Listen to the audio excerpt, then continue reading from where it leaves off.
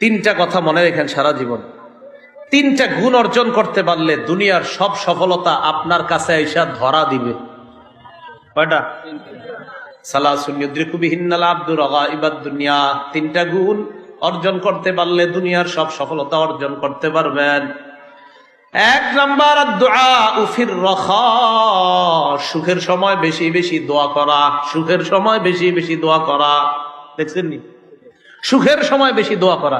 দুঃখের সময় তো আল্লাহরে ডাকেনি, সুখের সময় বেশি দোয়া করবেন।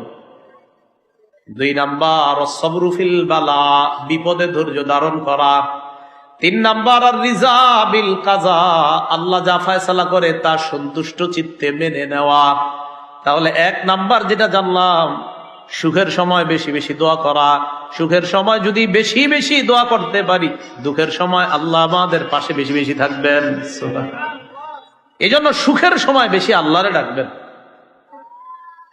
এই জন্য রাসূলুল্লাহ সাল্লাল্লাহু আলাইহি সাল্লাম বলছে, 5 জিনিসের আগে 5 জিনিসকে গনিমত মনে করবা।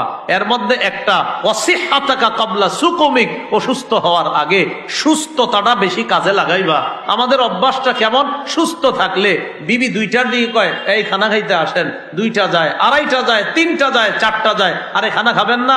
আচ্ছা আসতেছি। 4:30 হয়। আরে খানা খাবেন না? আসর হয়ে গেছে। ও আচ্ছা আসতেছি। 2.5 ঘন্টা হযরতের কি হয়েছে? শুক্রবার দিন ছুটির দিন পাইছে, উনি মোবাইলে ফেসবুকে আসক্ত।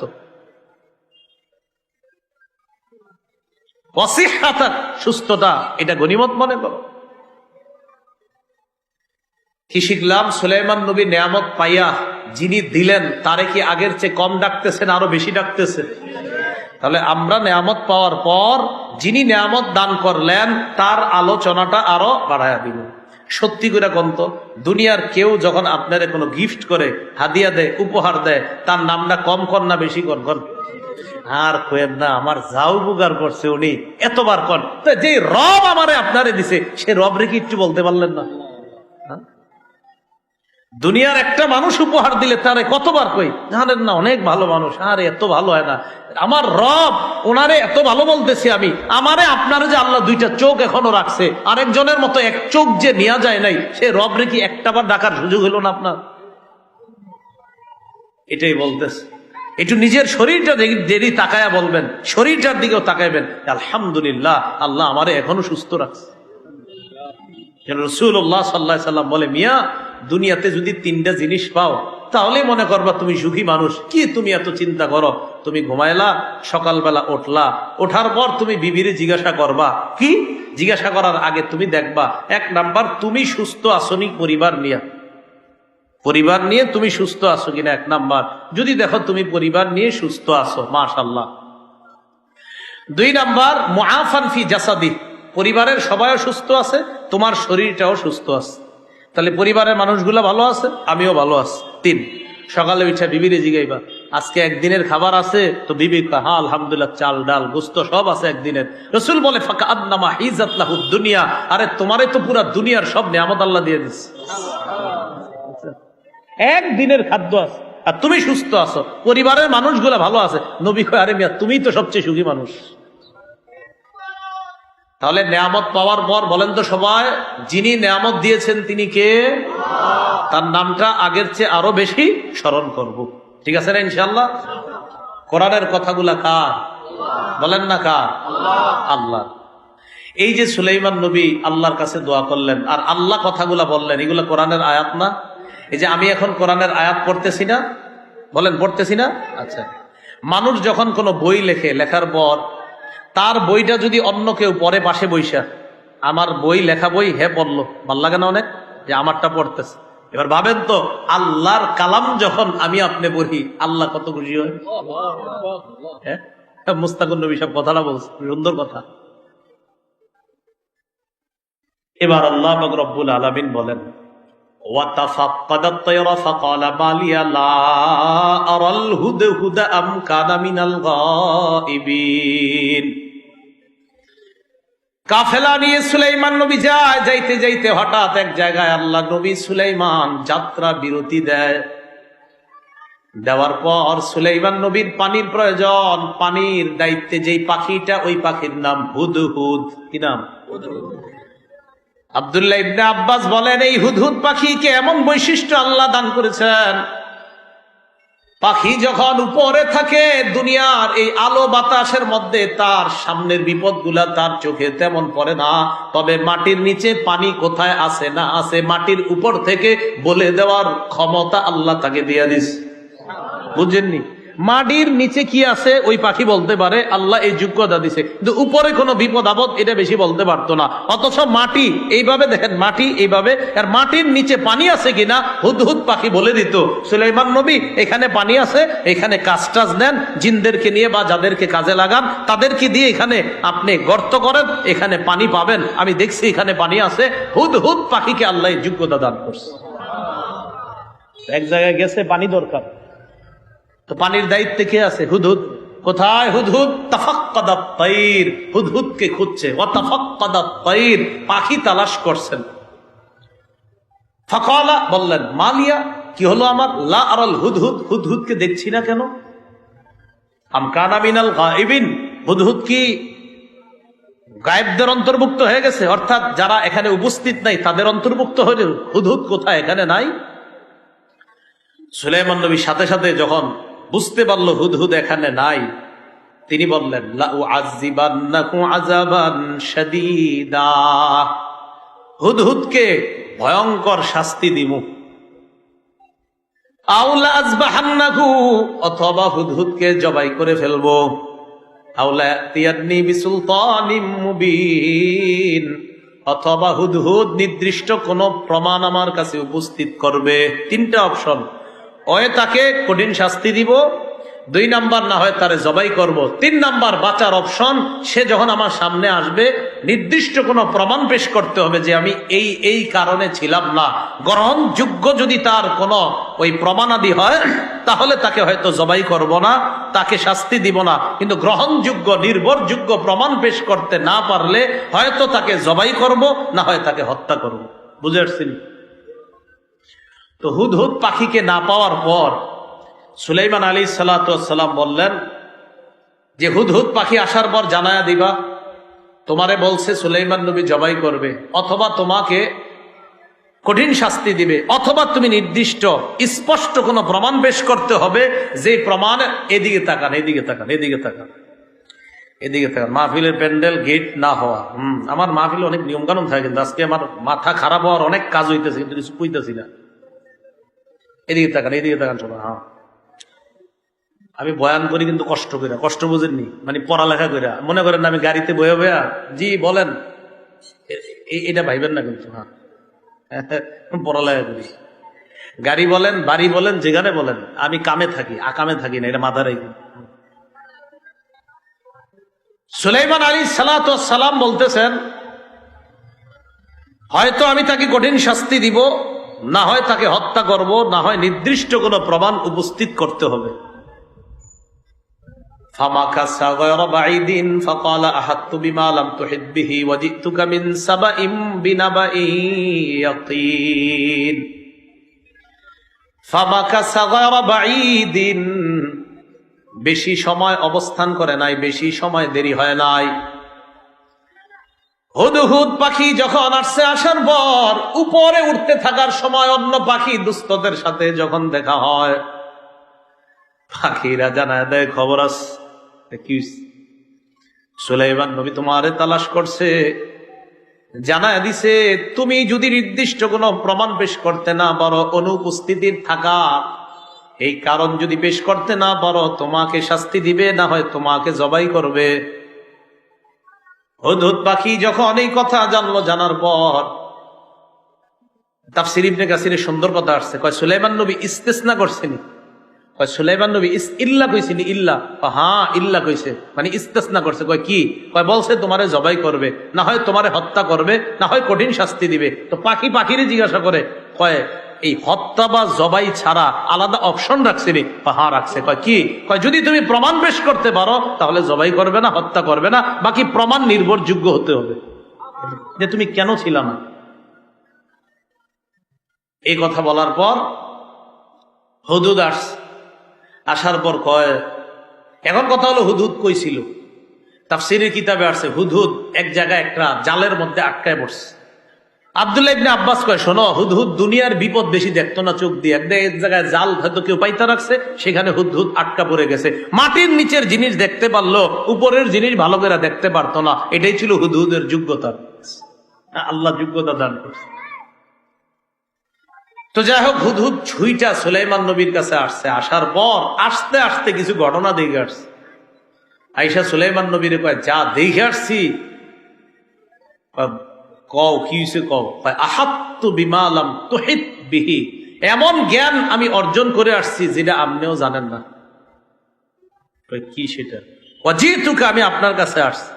বিনাবা ইন বিসাব, অজিতুকা মিন সাবা ইন, আমি সাবা গোত্র থেকে আসছি। বিনাবা ইন ইয়াকিন, নিশ্চিত একটা সংবাদ নিয়ে আসছি। সাবা হলো ইয়ামানের একটা এলাকা। কোন দেশের? আসলে ইয়ামানের কোন এলাকার নাম সাবা ছিল না। ইয়ামানের একটা এলাকায় একদল মানুষ বসবাস করত, যাদেরকে সাবাই বলা হতো। তারা ওখানে থাকার কারণে ওই তাদের নাম অনুসরণে এলাকার নাম হয়ে গেছে সাবা। কি হয়ে গেছে? সাবা। এই সাবা নামক এলাকা থেকে আমি আসছি নিশ্চিত একটা সংবাদ নিয়ে। কি সংবাদ? ইন্নী ওয়াজাদতু ইমরাআতান তামলিকুহুম ওয়া উতিয়াত মিন কুল্লি শাইইন ওয়া লাহা আরশুন আযীম। সাবা গোত্রের মধ্যে আমি একজন নারীকে পাইলাম, যে নারী তামলিকুহুম, ওই সাবা গোত্রের উপর রাজত্ব চালায়। আমার জানা মতে আপনি তো রাজত্বের অধিকারী। তাফসীর কারকরাও লেখেন ওই সাবা এলাকাটাও সুলাইমান নবীর রাজত্বেই ছিল, কিন্তু ওনার অজান্তে একদল মানুষের উপর একজন নারী ক্ষমতা চালানো শুরু করছে। ওয়া উতিয়াত মিন কুল্লি শাই, এই নারী সাধারণ কোন নারী না, তাকে সব রকমের জিনিস দেওয়া হয়েছে, মানে সব ক্ষমতা আছে তার, মোটামুটি পাওয়ার আছে। ওয়ালাহা আরশুন আযীম, তার বিরাট একটা সিংহাসন আছে। আজিম বলেন কি? আজিম গুণটা কার জানেননি? আল্লাহর। বলেন আজিম গুণ কার? এই আল্লাহ রানীর সিংহাসনের শেষে আজিম বলছে, তার মানে সিংহাসন কত বড় বুঝেন নাই মনে হয়। রানীর সিংহাসনকে আল্লাহ আজিম বলছে। আল্লাহ আজিম নিজের জন্য ব্যবহার করে, সে আজিমকে বলছে, রানীর সিংহাসনকে বলছে আজিম। তো এতেই বোঝা যায় সিংহাসনটা কত বড় হতে পারে। সিংহাসনটা যেই প্রাসাদের মধ্যে থাকতো, সেই প্রাসাদটা অনেক বড় ছিল। এই প্রাসাদের পূর্ব পাশে 300 জানালা ছিল। পশ্চিম পাশে ছিল 360টি জানালা। এই প্রাসাদের উপর থাকতো সিংহাসনটা। প্রাসাদের আজীব এক সিস্টেম ছিল। সূর্য একদিক দিয়ে উঠতো, আরেক দিক দিয়ে ডুবে, অর্থাৎ সূর্য ওঠে পূর্ব দিক দিয়া, ডুবে কোন দিকে? পশ্চিম। কিন্তু এমন আজীব সিস্টেমের সূর্যটা উঠতো আর ডুবতো যে সূর্য উঠা থেকে ডুবা পর্যন্ত ওই প্রাসাদের মধ্যে সূর্যের আলো উঠার সময়ও ঢুকতো, আবার ডুবার সময় ওখানে আলো দিত ওই ঘরটার মধ্যে। আর ওই সূর্যের পূজা করত রানী সহ এলাকার সবাই। নাউজুবিল্লাহ বলেন। সূর্যের পূজা করত। ওয়াজাদতুহা ওয়া কওমাহা ইয়াসজুদুনা লিশ-শামসি মিন দুনিল্লাহ, আমি রানীকে পাইলাম আর তার সম্প্রদায়কে পাইলাম ইয়াসজুদুনা লিশ-শামসি মিন দুনিল্লাহ, তারা আল্লাহ ছাড়া সূর্যের পূজা করে, ইবাদত করে, সূর্যের সিজদা করে। বলেন নাউজুবিল্লাহ। বলেন আমরা সিজদা করি কাকে? আল্লাহকে। মনে প্রাণে কইতাছেন তো? কারে সিজদা করি? নবীজির এক সাহাবী নবীর সামনে আসছে। আসার পর কয়, ইয়া রাসূলুল্লাহ, অমুক এলাকায় গেলাম, যাওয়ার পর ওয়াফাকতুহুম ইয়াসজুদুনা লিমারজুবানিন লাহুম, গিয়ে দেখি জনগণ তাদের নেতাকে সিজদা দেয়। ফাকুলতু ফি নাফসি আনতা আহাক্কু আন নাসজুদা লাকা, মনে মনে বললাম আপনি তো সিজদা পাওয়ার বেশি যোগ্য। নাউজুবিল্লাহ। এটা সঠিক কথাই। পৃথিবীর কোন মানুষ যদি সেজদা পাওয়ার যোগ্য হতো কখনো, তো আল্লাহ নবী হতেন। তো সাহাবী কয়, হুজুর এক মানুষরে মানুষ সেজদা করে, সেজদার যোগ্য যদি কেউ হয় সেটা আপনি হবেন। নবী করতে হন কি কইতে চাও এটা কও, আমরা আপনাকে সেজদা দিব। নাউজুবিল্লাহ পড়েন। নবীজি বললেন, লাউ মাররতা বিকবরি আকুনতা তাসজুদু লা, তুমি যদি আমার কবরের সামনে দিয়ে যাইতা, আমার কবরকে কি তুমি সেজদা করতা? জীবদ্দশায় বলতেছে, আমি ইন্তেকাল করার পর যেখানে দাফন করবা, দাফন করার পর আমার কবরের সামনে দিয়ে যদি যাও, আমার কবরকে কি তুমি সিজদা করবা? সাহাবী জবাব দেয়, কোন জবাব দেয় না, চুপচাপ। আল্লাহ নবী কয়, যেমনি ভাবে আমার কবরকে সিজদা করা শিরিক জায়েজ নাই, তেমনি ভাবে আমাকে সেজদা করাও শিরিক, আমাকে সেজদা করাও জায়েজ নাই, আমাকে সেজদা করাও হারাম। রাসূলকে সেজদা করা অতএব দুনিয়ার কোন পীর মাশায়েখ ওলি আউলিয়া গাউস কুতুবরে যদি কেউ সেজদা করে কোনো সন্দেহ নাই, আল্লাহর ওলি তো বলে নাই আপনি তারে সেজদা করার জন্য। যারা সেজদা করবে তারা ইনি বিনি আর যেইভাবে জায়েজ বলুক প্রতারক ভণ্ড, কোনো সন্দেহ না। ইনি বিনি বলবে যে এইভাবে ওভাবে, কোনো ভাবে না। আল্লাহ ছাড়া কাউকে সেজদা এভাবে হোক সেভাবে হোক যেভাবে হোক শিরিক হারাম। তাহলে জীবিত কাউকে সেজদা করা, আল্লাহ ছাড়া জীবিত কাউকে সেজদা করা, মৃত কাউকে সেজদা করা, আল্লাহ রসুলের কবরের সামনেও সেজদা করা। তো এই কবরকে সেজদা করা যদি হারাম হয়, তো পৃথিবীর অন্য যে কোনো কবরকে সেজদা করা অবশ্যই হারাম, আর কোন মানুষকে সেজদা করা অবশ্যই হারাম। তো এরা সেজদা করে কারে বলেন? সূর্য। তো সূর্যরে যখন সেজদা করে,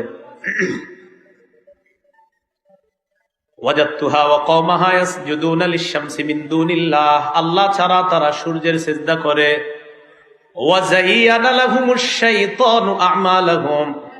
শয়তান তাদের জন্য তাদের কর্ম সুসজ্জিত করে দিয়েছে। ফাসাদ্দাহুম আনিস সাবিল ফাহুম লা ইয়াহতাদুন। শয়তান এই সূর্যের পূজাটা তাদের জন্য সাজায় ধরছে। ভাইও পায়ে ধরি, আপনারা অনেক অনেক এমন শিরিকি কাজ করেন, এমন হারাম কাজ করেন, দেখতে চোখে অনেক সুন্দর লাগে। বিশ্বাস করেন এই যে চোখে সুন্দর লাগে, এই সৌন্দর্য শয়তান করছে। কে করছে?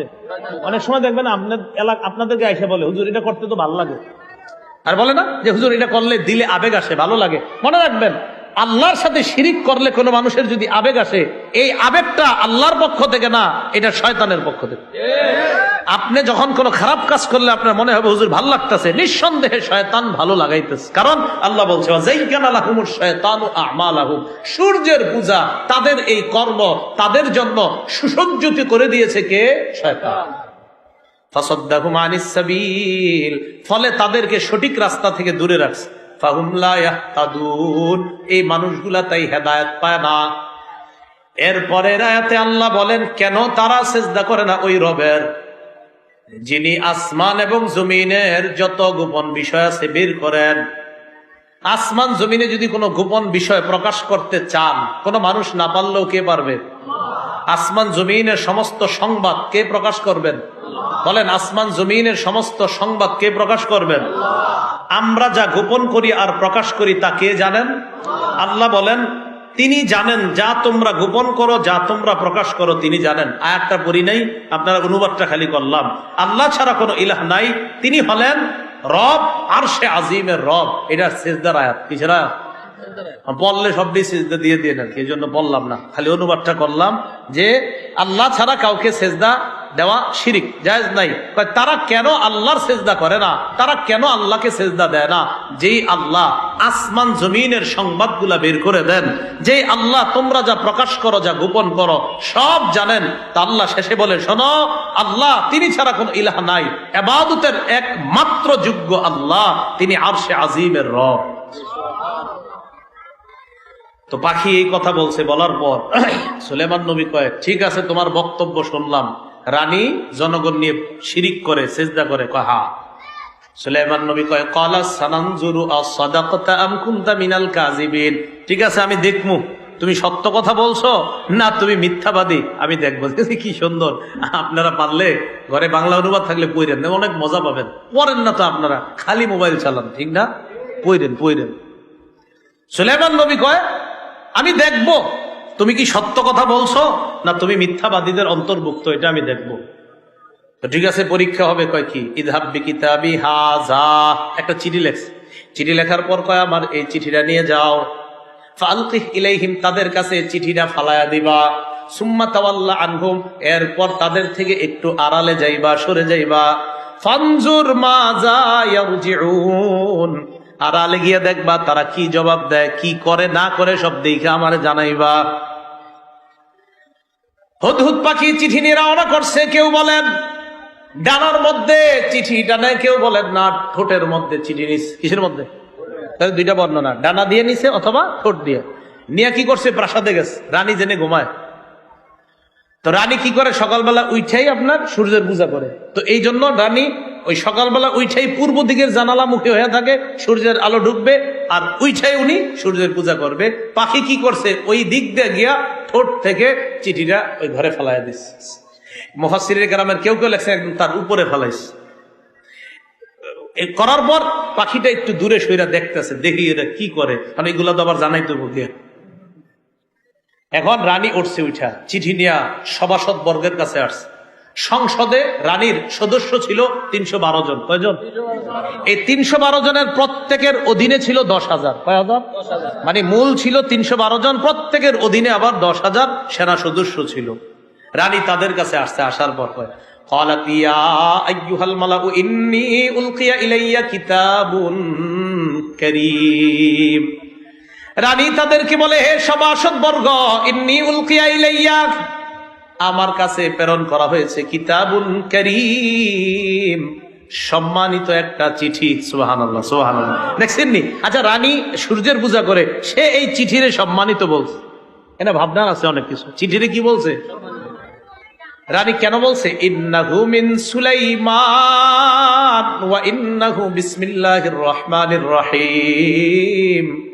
এই চিঠি সুলাইমানের পক্ষ থেকে, ওয়া ইন্নাহু বিসমিল্লাহির রহমানির রহিম, এই চিঠির মধ্যে লেখা আল্লাহর নামে শুরু করলাম, যিনি রহমান যিনি রহিম।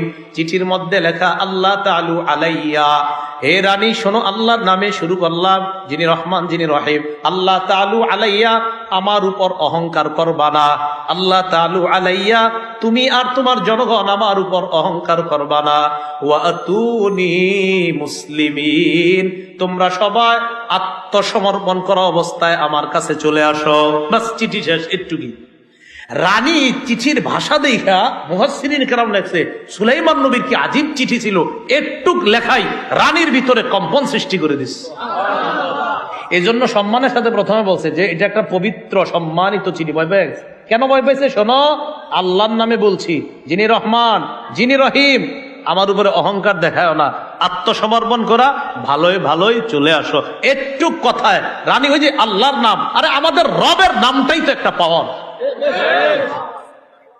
রানী ভয় পেয়ে গেছে। তো কয় কিতাবুন কারীম, এটা একটা পবিত্র চিঠি, সম্মানিত চিঠি।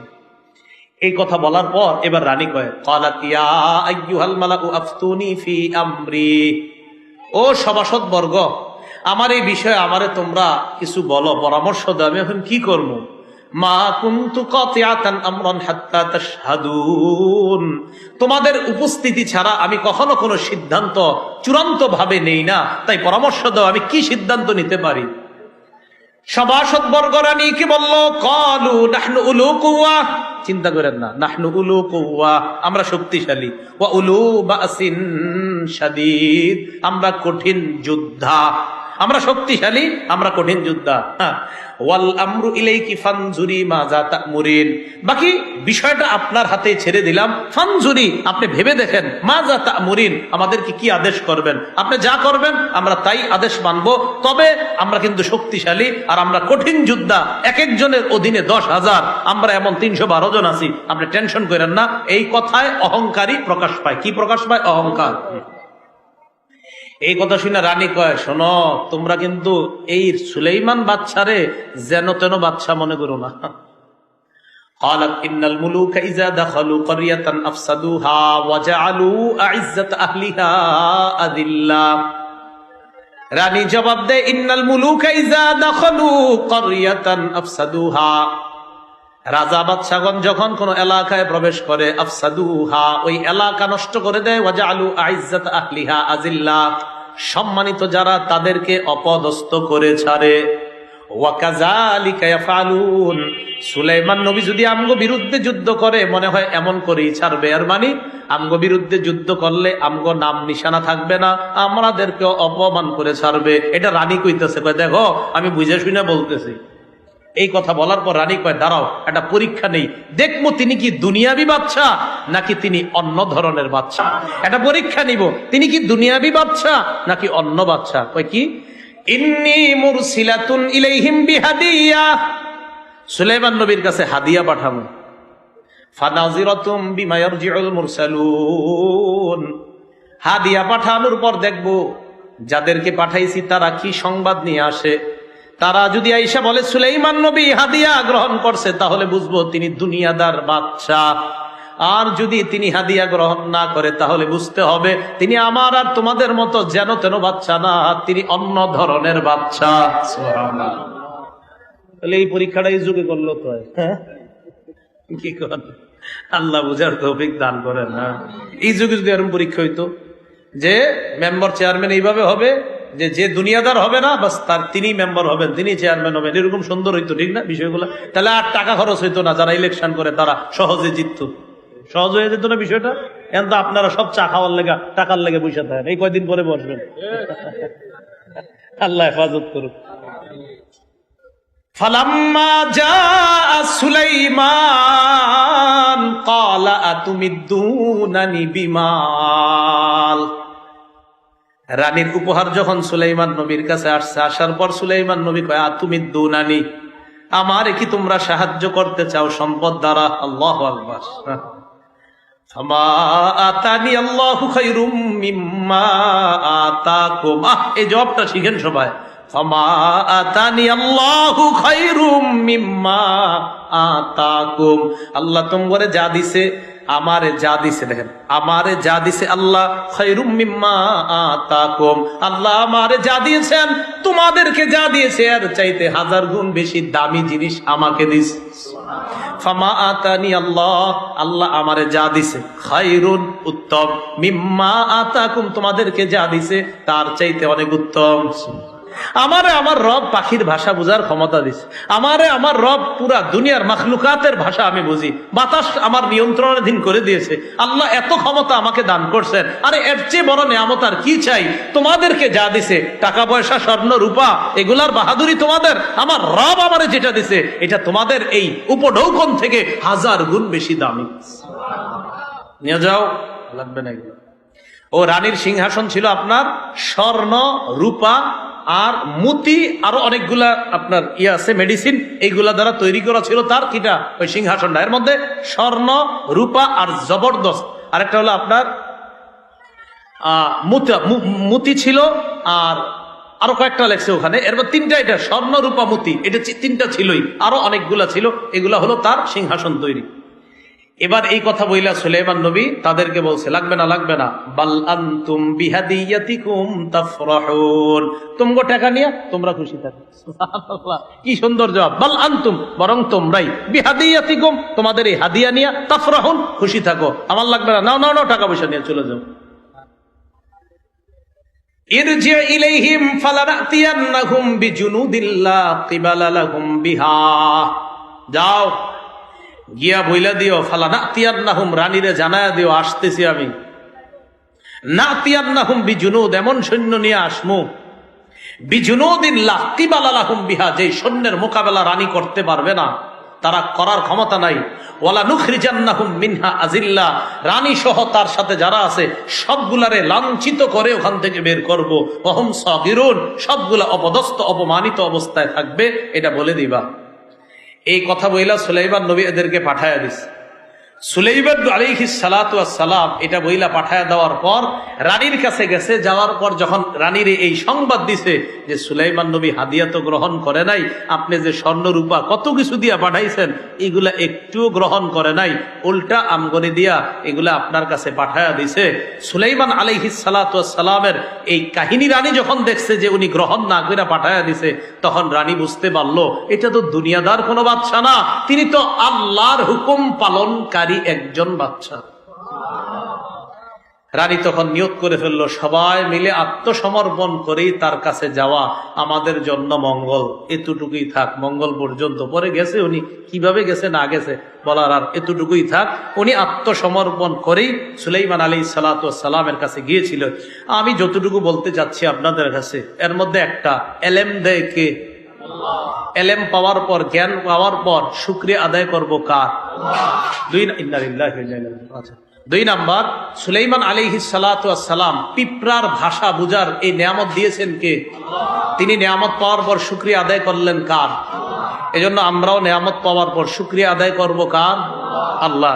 3 নাম্বার যে শিক্ষাটা আমাদের উচিত, আল্লাহওয়ালা ব্যক্তিবর্গ যারা, তাদেরকে আমাদের সমাজের, আমাদের বিভিন্ন সেক্টরের দায়িত্বে বসিয়ে দেওয়া, তাহলে ইনসাফ কায়েম হবে এবং দুনিয়ার পরিবর্তে আখিরাতমুখী মানুষ কিভাবে হয় এই ফিকির চিন্তা চেতনা মানুষের মধ্যে তৈরি হবে। আল্লাহ পাক রব্বুল আলামিন আমাদের সকলকে যে কথাগুলা শুনলাম বললাম, এই কথাগুলা আমরা যেন সকলে আল্লাহ নেয়ামত আদায়ের শুকরিয়া আদায় করতে পারি, আল্লাহ তৌফিক দান করেন। রুমাল যাবে আপনাদের কাছে, আপনারা মাদ্রাসার জন্য, মসজিদের জন্য দান করেন। অনেক টাকার দরকার, প্রায় 11 লক্ষ টাকা, না জমি কেনার জন্য দরকার, 11 লক্ষ টাকার মতো দরকার। এই জন্য আপনারা যে যা পারেন বড় অঙ্ক দেন, ওইটা ওখানে দেন, আপনারা মেহেরবানি করে দান করেন। যান যান যান, তাড়াতাড়ি যান, রুমাল নিয়ে যান। আলোচনা আরো হবে, আমরা কেউ যাব না, মূল আলোচনা রয়ে গিয়েছে। যিনি মূল আলোচক তিনি এখনো এসেছেন? আসছেন? আচ্ছা, আসছেন, আলোচনা করবেন ইনশাল্লাহ, আলোচনা হবে, আমরা কেউ যাব না। এই গেটটা বন্ধ করে দেন, একটারও যাইতে দিবেন না। যাবেন না, যাবেন না, সবাই মসজিদে নামাজ পড়া। ছাত্ররা কোথায়? হুজুর একটু ছাত্ররা রুমাল নিয়ে যান, রুমাল নিয়ে যান।